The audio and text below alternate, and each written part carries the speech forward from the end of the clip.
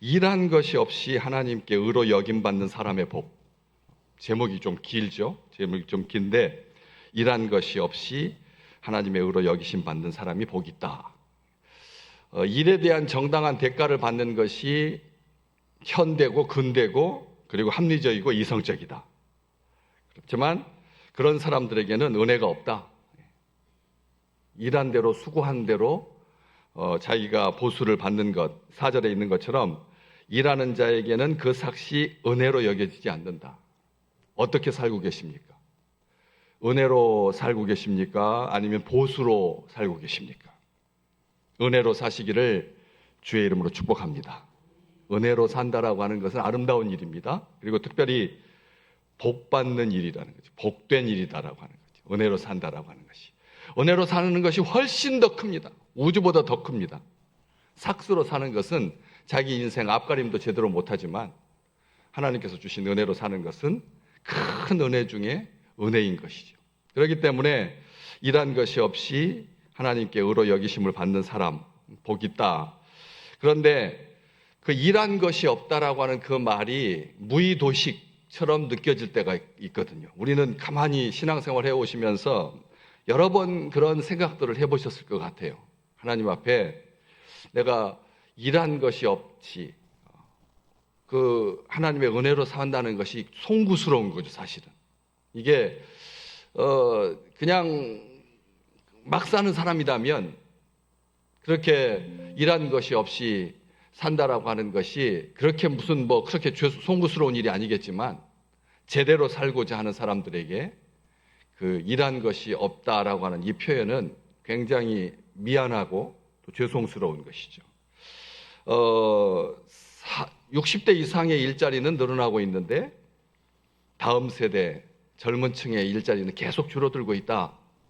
이런 소식을 들을 때마다 우리는 마음이 한쪽 구석에서 멍하고 짠한 거죠. 차라리 우리가 반값 받고 그리고 다음 세대들이 일자리가 좀 많아졌으면 하는 것이 부모의 마음일 텐데. 그렇기 때문에 일한 것이 없다라고 하는 이 표현은 우리에게 죄송스럽기도 하고 또 거슬리기도 하는 표현인 것이죠. 거슬리기도 한데 이게 새한글 성경 그리고 또 쉬운 성경 일한 것이 없다라고 하는 말에 대해서 제가 열심히 찾아봤습니다. 진짜 우리가 생각하는 것처럼 일한 것이 없다라고 하는 그 의미일까 정확하게 봤더니 아무 공로 없이 이 말이 일한 것이 없이라고 하는 말과는 딱 차별이 되는 거죠. 아무 공로 없이 하나님께서 우리를 의롭다고 여겨주신다.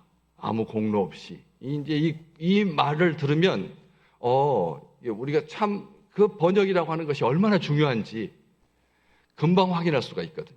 그렇기 때문에 일한 것이 없이라고 하는 말은 아무 공로 없이라고 하는 뜻인데 그러면서 일한 것이 없이 아무 공로 없이 하나님께 의로 여기심 받는 사람이 복이 있다. 오늘 그렇게 말하고 있지 않았습니까? 오늘 8절 말씀에 일한 것이 없이 하나님께 의로 여기심을 받는 나 이렇게 이 사람은 복이 있다. 하나님께 의로 여기심 받는 사람 무슨 좀 이상하지 않습니까? 의로 여기심 받는다라고 하는 그 말 표현이 벌써 우리가 안 쓰는 말이거든요. 왜냐하면 의롭다고 여겨주시는 하나님 이렇게 말하지 아니하고 그렇잖아요. 그게 훨씬 더 간결한 표현이잖아요. 우리를 의롭다고 의로운 사람이라고 여겨주신다, 인정해 주신다 이렇게 말하면 좋을 텐데 하나님께 의로 여기심 받는 사람 이렇게 표현하고 있거든요. 여기 이 일한 것이 없이 하나님께 의로 여기심을 받는다는 거예요. 의로운 사람이라고 여김받는 게 아니라 의로운 사람이라고 인정받는 것이 아니라 어떤 차이가 있습니까? 의로운 사람이라고 하는 것과 의라고 인정받는 것 여러분 같으면 뭘 더 선호하시고 뭐가 더 큰 은혜라고 생각하십니까? 여기 바울이 쓰고 있는 표현이 훨씬 더 큰 표현이거든요. 다시 말하면 너를 의 자체로 여겨주시겠다라고 하는 말입니다.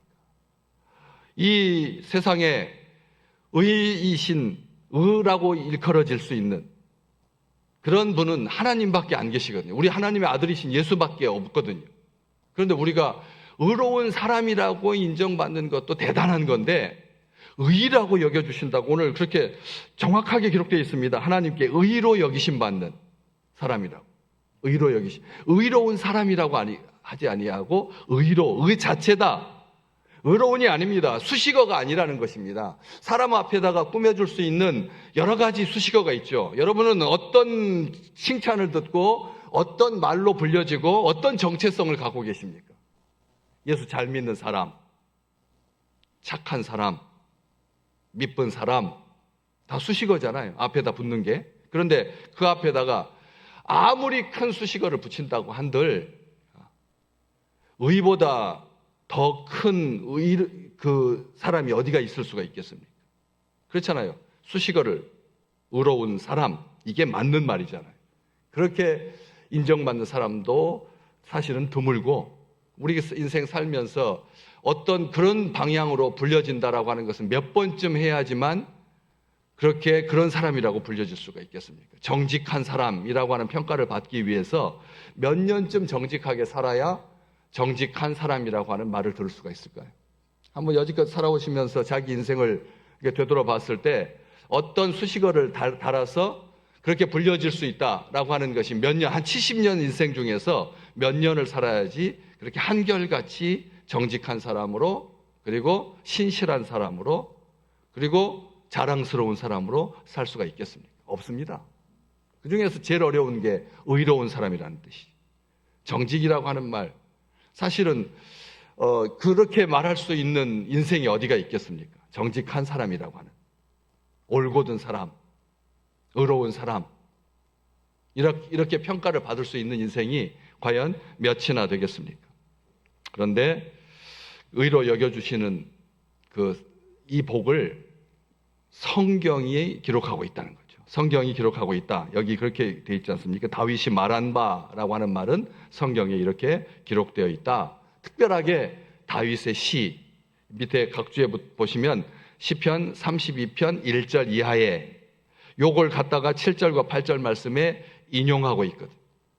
인용을 합니다. 바울이 인용을 합니다. 시편 32편 1절 허물의 사함을 받고 죄가 가려진 자는 복이 있도다. 이렇게 기록하고 있거든요. 허물의 사함을 받고 죄가 가려진 자가 복이 있다. 이렇게 성경에 기록되어 있다라고 하는 것이죠. 의로운 사람이 뭐냐는 거죠. 의로운 사람이 어떤 사람이 의로운 사람이냐? 하나님을 향해서 순교한 사람이 의로운 사람이다. 성경이 그렇게 기록하고 있나요? 의로운 사람은 의라고 불려질 수 있는 사람은 어떤 사람입니까? 여러분이 생각할 때 의로운 사람은 하나님을 향해서 얼만큼 잘해야지만 의롭다라고 평가를 받을 수가 있겠습니까? 없습니다. 한번 가만히 생각해 보십시오. 우리 인생을 가운데서 얼만큼을 90 몇 퍼센트를 80 몇 퍼센트를 70 몇 퍼센트를 하나님 앞에 충성을 다했을 때 의롭다 아니면 의다라고 여김을 받을 수가 있겠습니까? 그런 수준에 도달할 수 있는 인생이 몇이나 될까요? 성경에는 의다라고 불려진 사람은 단 한 명도 없고 의인이다라고 불려진 사람은 노아와 다니엘, 욥 그리고 예수님의 아버지였던 요셉, 사가랴 이런 정도 한 손가락 안에 딱 들어올 만큼의 의로운 사람이다라고 하는 평가를 받았던 의인이다라는 평가를 받았던 사람이 있습니다. 그러나 의 자체라고 그렇게 평가를 받는 인생은 단 한 명도 없습니다.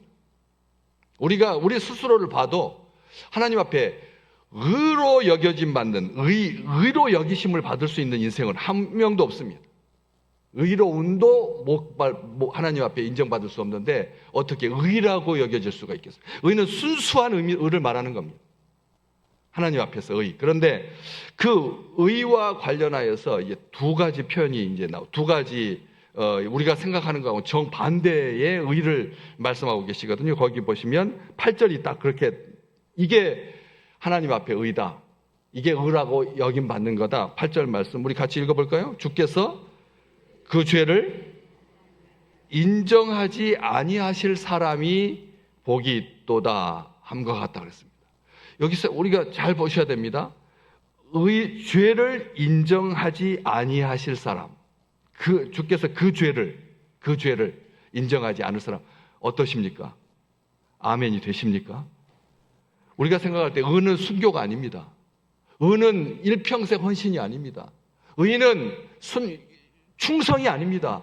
의는 사랑도 아닙니다. 의는 열심도 아닙니다. 의는 노력도 아닙니다. 아무 공로가 없습니다. 하나님 앞에 의로 여김받는다라고 하는 이것에 어떤 전제가 될 수 있는 것이 단 한 줄도 없다는 거죠. 한 터럭도 없고 한 점도 없고 한 시간도 없습니다. 우리 인생 이것을 기억하셔야 합니다. 이게 분명한 하나님의 의입니다. 우리가 의로 여김받는다라고 하는 말은 죄를 인정하지 아니하실 사람, 하나님께서 우리를 죄라고 인정을 안 해주시는, 다시 말하면 계속 나옵니다. 죄를 덮어주신 사람, 죄를 덮어주신 사람, 그 죄를 인정하지 아니하실 사람, 죄를 덮어주신 사람, 죄를 덮어주신 사람, 죄를 덮어주신 사람. 다시 말하면 죄가 없다고 여김받는 것, 이것이 의지. 우리가 어떻게 쌓아가는, 주일날부터 계속 말씀드리지만 파가는, 쌓고 그 다음에 파서 그렇게 얻어지는 것이 아니다라고 하는 것이죠. 구원의 방편으로 우리의 순종과 일을 신뢰하지 않는 것이 의입니다. 죄가 가리움 받는 사람, 죄를 덮어주신 사람, 하나님께서 죄를 인정하지 않을 사람, 이게 진짜 의라는 뜻이에요. 그 의를 풀어주신 말씀이 구원의 방편으로 삼을 순종도 없고 일도 없고 공로도 없다라고 하는 것이죠. 구원받기 위해서 순종과 일하는 것, 노력하는 것, 헌신하는 것, 열심을 다하는 것, 이것은 멈춰야 할 일이지 계속 같이 가서는 안 될 거라는 거. 우리가 끊어내야 된다는 거. 끊임없이 끊어내야 됩니다. 끊임없이 끊어내야 됩니다. 자랑이 되거든요. 순종도 자랑이 되고요. 그 다음에 노력도 자랑이 되고, 열심도 자랑이 되고, 헌신도 자랑이 되고요. 토요일 날 와가지고 교회 청소하는 것도 자랑이 될 수가 있거든요. 얼마든지요. 얼마든지 자랑이 됩니다. 남보다 조금 일찍 오는 것도 자랑이 되는데, 남보다 조금 일찍 오는 것도 자랑이라니까요. 오전 9시에 오는 게 자랑이 된다니까요. 유세가 된다니까요. 하나님 앞에서. 쟤보다 내가 먼저 왔다고 하는 거. 10시에 온 사람보다, 12시에 온 사람보다, 오후 3시에 온 사람보다, 오후 5시에 온 사람보다 내가 먼저라고 그렇게 생각하기 쉬운 거다. 그리고 멈춰야 된다는 겁니다. 그것은 의가 아니기 때문에, 그걸로 의롭다고 여김받을 수 없기 때문에. 주께서 경건하지 않은 사람을 위해서 죽으셨습니다. 오늘 예배 저녁 기도하기 전에 화면에 밑에 줄에 뭐라고 써 있었는지 기억나십니까? 맨 밑에 줄에 예수 나를 위해서 십자가를 지셨네. 이번 고난주간 기억하시라고 띠지로 둘러가지고 작지만 분명하게 써놨습니다. 예수 나를 위하여 십자가를 졌네. 그때의 나는 어떤 존재인데? 의였나요? 죄인입니다. 죄인인 거죠. 우리는 죄인이, 다시 말하면 경건하지 못한 사람을 위하여 죽으셨지, 죄 짓지 않은 사람을 위해서, 경건한 사람을 위해서, 건강한 사람을 위해서 우리 주님께서 십자가를 지시지 않았다는 거죠. 고난주간 우리가 붙들어야 할 그 십자가는 실패한 인생, 죄인, 사망의 몸, 육신, 옛사람, 겉사람을 위해서 우리 주님께서 죽으신 거지, 순종하는 사람을 위해서, 열심을 다하는 사람을 위해서, 나름대로 성실하게 사는 사람을 위해서 우리 주님께서 죽기 위해서 이 땅에 오시지 않았다는 것이죠. 그래서 다윗은 말하는 겁니다. 경건한 사람이 복이 있다. 죄 짓지 않은 사람이 복이 있다. 하나님 앞에 사랑받을 만한 일을 한 사람이 복이 있다라고 말하지 않는다라고 하는 것이죠. 왜? 다윗 자신이 비열한 죄를 범했지만 하나님께서 그에게 은혜를 베풀어 주셨기 때문에 그렇습니다. 우리가 비열한 죄를 안 지으셨습니까? 생각나는 거 없으십니까? 요즘 참회 기도 들으시면서 어떠십니까? 참회 주일날 참회 기도 조용하게 드리는데 조용합니까? 앰뷸런스도 지나가고 옆에서 찬송 소리도 들리고 웬 잡음이 이렇게 많은지 모르겠습니다. 그 속에서 자기 죄가 이제 자기 죄를 하나님 앞에 참회하지 아니하고 조용히 눈만 감고 있는 그런 자신의 모습을 보지는 않는지요. 다윗이 비열한 죄를 범했는데 하나님의 은혜로 죄가 가려지고 덮어지고 그 죄를 하나님께서 인정해 주지 않으셔서 그래서 복을 받았다고 그가 고백하고 있는 것입니다. 죄가 가려진다, 죄가 덮어진다, 죄를 인정하지 않는다, 이 세 가지. 영어로는 딱 한 단어입니다. pass over. 죄가 가려진 사람, 죄가 넘어간 사람, 죄를 덮어주신 은혜, 유월절. 주님의 보혈이 우리의 죄를 완전하게 덮어주십니다. 동이 서에서 먼 것처럼 하나님 우리의 머리카락까지 세신 바 되었는데 우리 죄를 세고 계시지 않으시는 그 하나님의 은혜로 이게 우리의 죄가 가려졌다는 것입니다. 아들을 죄를 가려지는 화목제물로 하나님께서 우리에게 내어주셨기 때문에 우리가 그 은혜를 누리고 사는 것이죠. 불법이 사함받는 은혜, 예수 그리스도의 십자가 보혈로만 구속받을 수 있다라고 하는 그 놀라운 은총, 죄 씻음은 깨끗하게 될 수 없습니다. 죄를 씻을 수 있는 깨끗함은 이 세상에 존재하지 않습니다. 무엇으로 우리의 죄를 깨끗이 씻을 수 있단 말입니까? 아무것도 없습니다. 씻을수록 냄새가 납니다. 씻을수록 흔적만 남습니다. 씻을수록 비참해집니다. 우리가 죄를 씻고자 한다면 어렸을 때 죄를 씻으려고 얼마나 노력을 했습니까? 얼마나 노력을 했어요. 네, 그렇잖아요. 근데 씻을수록 점점 커지는데 죄가 씻을수록 점점 커지는데 당황해가지고 어찌할 바를 몰라 했던 우리 유년의 그 추억들을 우리가 다 갖고 있습니다. 우리가 다 알고 있지 않습니까? 그냥 고백하면 부모님이 덮어주시면 끝나는 일인데 그렇잖아요. 주님께서 부모님이 엄마 아빠가 아니 괜찮다라고 말해주면 끝날 일인데도 제 딴에는 자기가 그걸 죄를 감출 수 있다라고 생각해가지고 이것 덮고 저것 덮고 저것 덮었는데 결국 그게 더 큰 죄로 번지고 마는 그런 것들을 우리가 어렸을 때 다 경험하거든. 그렇기 때문에 이 길밖에 없습니다. 이 길밖에 없다는 것이죠. 죄를 덮었고 죄를 가리고 죄를 인정하지 않을 그 은혜는 아들의 피를 통해서 우리 하나님께서 우리에게 유일하게 허락하신 완전한 길이고 단번에 이루어진 길이라. 완전하게 단번에 하나님께 의로 여기심을 받을 그런 행위와 일은 아무것도 없다. 이것을 계속해서 말하고 있는 것입니다. 5절에 오늘 말씀 바로 위에 일을 아니할지라도 경건하지 아니하는 자를 의롭다고 하시는 이를 믿는 자에게는 그의 믿음을 의로 여겨주십니다. 아멘. 아무 일을 아니할지라도, 여기는 이 말은 바로 그 말입니다. 아무 공로가 없을지라도 그 일 속에는 모든 것이 다 포함됩니다. 순종도 포함되고 여심도 포함되고 헌신도 포함되고 충성도 포함되고 각오도 포함되고 다 포함되죠. 그런데 그 일을 아니할지라도 경건하지 아니한 자를 의롭다고 하시는 일을 믿는 우리 주님이 의롭다고 해주신다는 거죠. 우리 주님이 내 피로, 주님의 피로 다 덮어주셨으니까 의롭다고 하지 않을 게 하나도 남지 않았습니다. 우리 평생에 우리 믿음의 귀한 식구들, 우리 주님이 우리를 보실 때 과거에 그런 어떤 것으로도 보지 아니하시고 우리 주님께서 덧입혀 주신 그 예수의 의가 나의 의가 되어서 예수로만 자랑하고 예수님의 보혈만 의지하는 아름다운 우리 믿음의 식구들 되시기를 주의 이름으로 축복합니다. 주께서 그 죄를 인정하지 아니하실 사람은 복이 있도다. 내 영혼을 단번에 새롭게 하신 주님을 찬양할 것입니다 고백하면서 죄사함의 복으로 충만한 구원의 은혜를 베푸시는 주께 날마다 감사하는,